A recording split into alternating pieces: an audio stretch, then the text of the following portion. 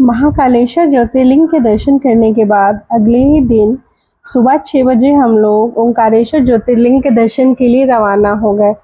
ये देखिए, आपको पहाड़ी जैसी दिख रही होंगी, ये है इंदौर सिटी। इसे इंडिया का क्लीनेस्ट सिटी का दर्जा दिया गया है। महाकालेश्वर से ओंकारेश्वर ज्योतिर्लिंग के लिए 2 घंटे का समय लगा हम लोगों को। हम लोग वहाँ पर पहुँचने वाले थे। यहाँ पे हम लोग मार्च में गए और यहाँ हरदोई की अपेक्षा उज्जैन में काफ़ी गर्मी थी। सुबह और शाम में ही केवल ठंडी थी हल्की। दोपहर में तो बिल्कुल यहाँ पे मौसम मई जून जैसा था। बहुत ज़्यादा गर्मी हो रही, धूप भी बहुत तेज़ थी।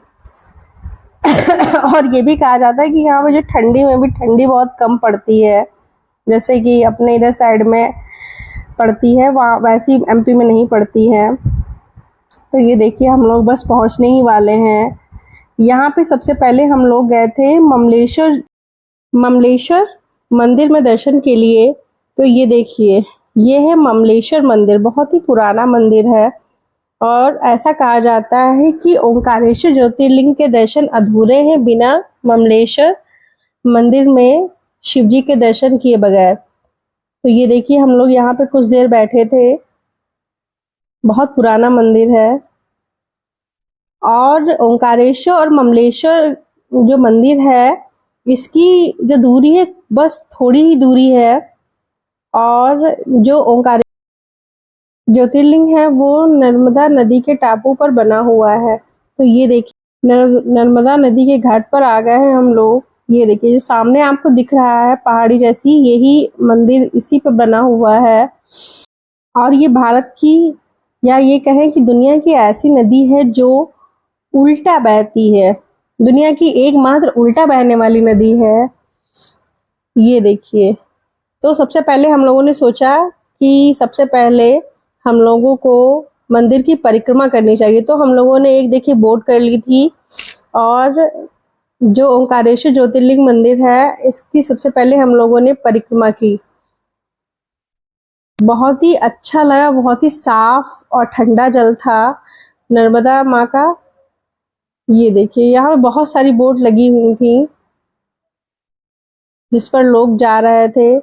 बहुत लोग तो केवल मंदिर तक पहुंचने के लिए ही बोट कर रहे थे, लेकिन हम लोगों ने पूरी परिक्रमा की और परिक्रमा करने में हम लोगों को 2 घंटा लग गया, लेकिन बहुत अच्छा भी लगा। सभी नदियां जो हैं वो पश्चिम से पूर्व की तरफ बहती हैं और बंगाल की खाड़ी में मिलती हैं, लेकिन जो नर्मदा नदी है वो ऐसी नदी है जो पूर्व से पश्चिम की तरफ बहती है, यानी उल्टा बहती है सभी नदियों से। और किसमें मिलती है? अरब सागर में मिलती है।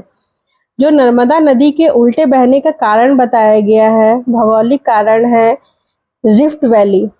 जो रिफ्ट वैली होती हैं वो दरार वाली घाटी होती हैं, जिसके कारण नदी का बहाव जो होता है वो ढलान के विपरीत दिशा में होता है। इसीलिए जो नदी है ये उल्टा बहती है। यहाँ देखिए, सब लोग नदी में स्नान भी कर रहे थे और देखिए कितना साफ पानी है। बहुत ही साफ पानी है नर्मदा नदी का।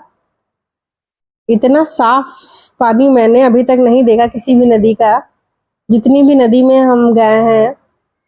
और जो नर्मदा नदी है, इसके उल्टे बहने का जो धार्मिक कारण भी बताया गया है कि जो पौराणिक कथा के अनुसार नर्मदा और सोनभद्र की शादी होने जा रही थी, लेकिन विवाह से कुछ देर पहले ही नर्मदा को पता चला कि जो भद्र है उसकी दासी जूहिला को पसंद करता है।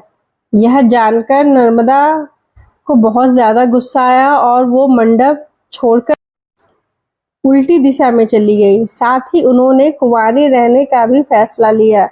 इसी वजह से कहा जाता है कि जो नर्मदा नदी है वो उल्टी बहती है।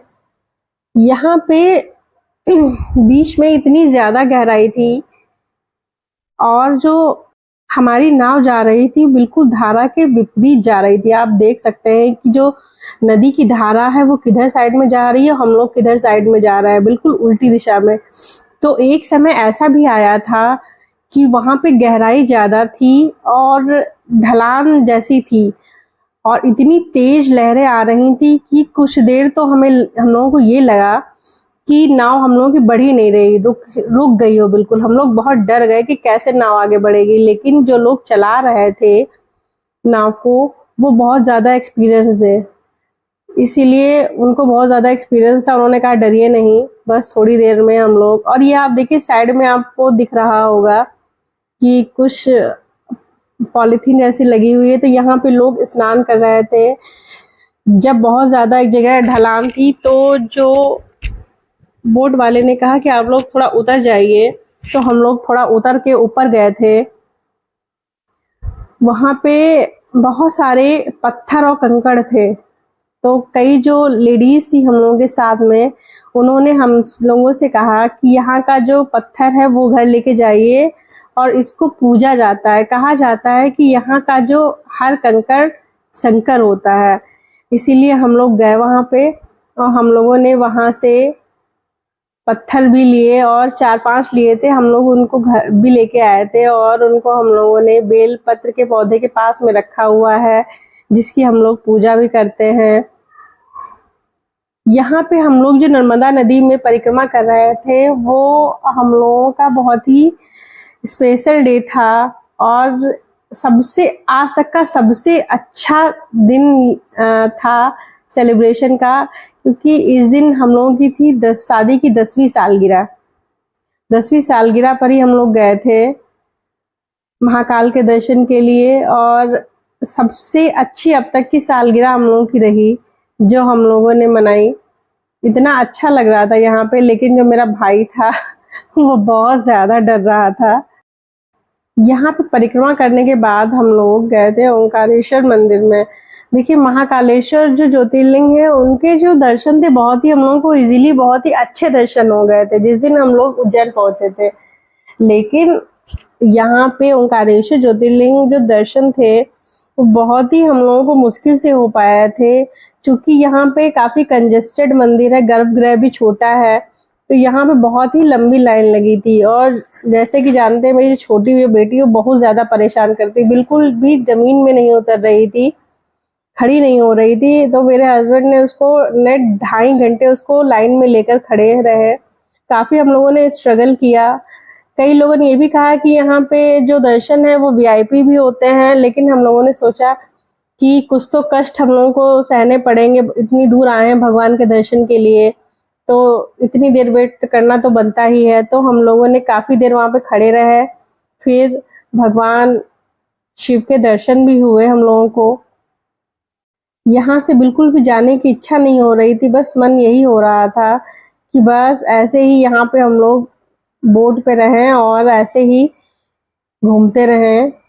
यहाँ से जाने के बाद जब मैं पहली बार क्लास में गई और मैंने बच्चों को बताया कि देखिए बच्चों, जो हमने पिछले साल आपको बताया था कि ऐसी जो नदी है जो उल्टा बहती है दुनिया की, नर्मदा नदी जो मैंने आपको बताई थी, वो नदी को मैंने दर्शन भी किया। तो बच्चे बहुत शॉक हो गए सुनकर। फिर मैंने बच्चों को ये वीडियो दिखाया तो बच्चे बहुत खुश हो गए कि सच में मैम जिसने आपने हम लोगों को बताया था, इतनी नॉलेज के बाद आपने उस चीज़ का देख भी लिया। तो हमने बच्चों से कहा कि बच्चों, मैंने सच में नहीं सोचा था कि जब मैं आपको पढ़ा रही हूँ वो अगले साल वो चीज़ हमें अपने साक्षात देखने को भी मिलेगी। बहुत अच्छा रहा यहाँ का जो यात्रा, बहुत ज़्यादा पॉजिटिविटी है, लेकिन हर इंसान पे डिपेंड करता है कि वो किस तरीके से किस भाव से जा रहा है दर्शन करने के लिए।